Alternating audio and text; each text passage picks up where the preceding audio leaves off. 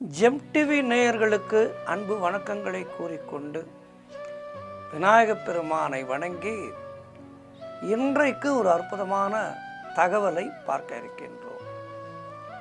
நம்முடைய செந்தமிழ் நாட்டிலே எத்தனையோ திருக்கோயில்கள் எல்லாமே பாடல் பெற்ற ஸ்தலங்கள் நிறைய இருப்பது நம்முடைய தமிழ்நாட்டிலே.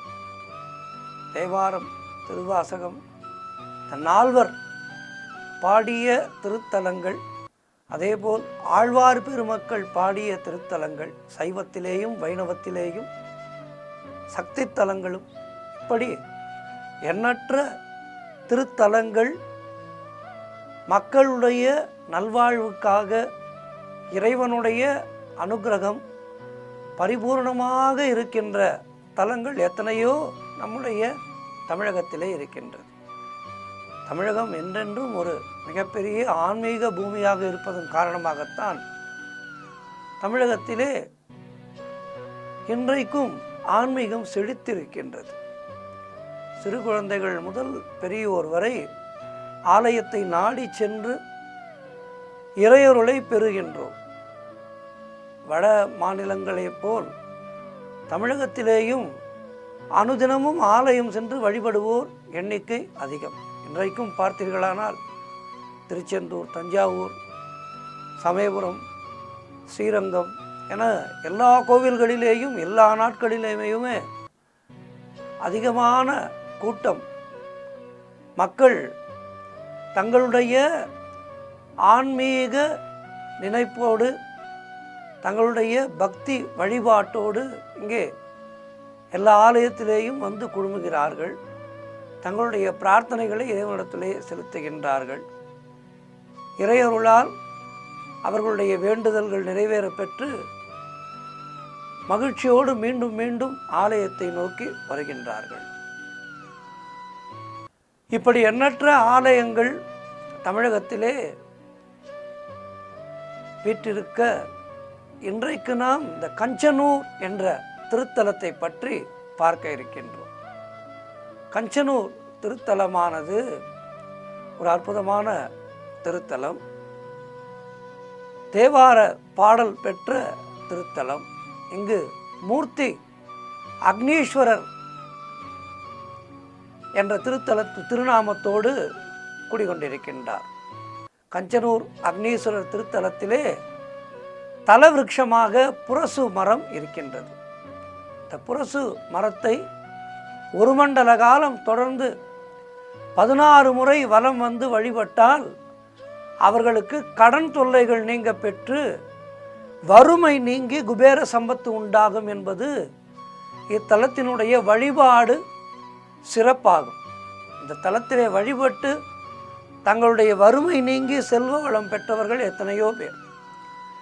கிருதயுகத்திலே புன்னகவனமாகவும், திரேதாயுகத்திலே கதலி வனமாகவும், துவாபர யுகத்திலே வில்வ வனமாகவும் போற்றி வணங்கப்பட்ட இந்த திருத்தலமானது கலியுகத்திலே பலாசவனம் என்று பக்தியோடு பூஜிக்கப்படுகின்றது.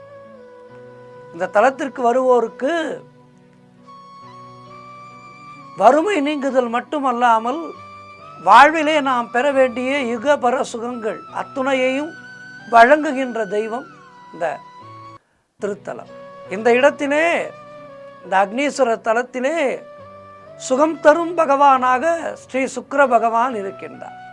மிக மிக புராதன பெருமையும் தேவார பாடல் பெற்றதுமான இந்த கஞ்சனூர் அக்னீஸ்வரர் திருத்தலமானது நவகிரக தலங்களிலே சுக்கிர பகவானின் பரிகார தலமாக திகழ்கின்றது. நவகிரகங்கள் என்பது சிவபெருமானுடைய ஆணைக்குட்பட்டு செயல்படுபவை.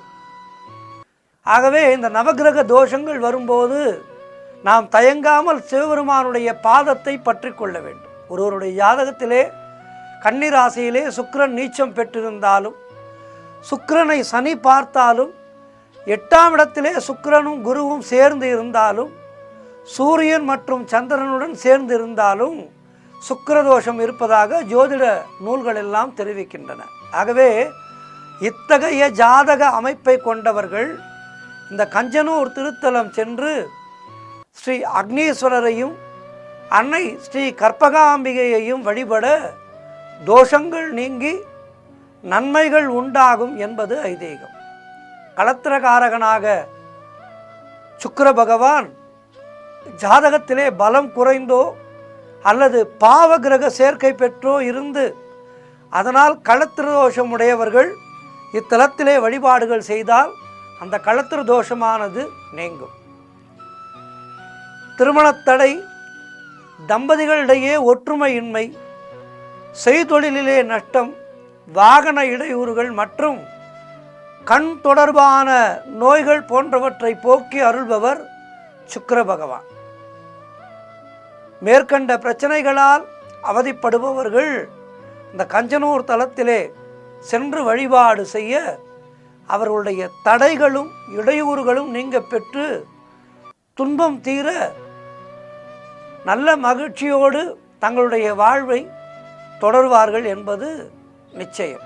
ஆகவே இத்திருக்கோயிலுக்கு வந்து வழிபடும் பக்தர்களுக்கு அவர்களுடைய துன்பங்கள் நீங்கி அவர்களுடைய ஜாதக ரீதியான தடைகள் எல்லாம் தோஷங்கள் எல்லாம் நீங்க பெற்று அவர்களுக்கு நல்ல வழியை காட்டுவார் இந்த அக்னீஸ்வர பகவான்.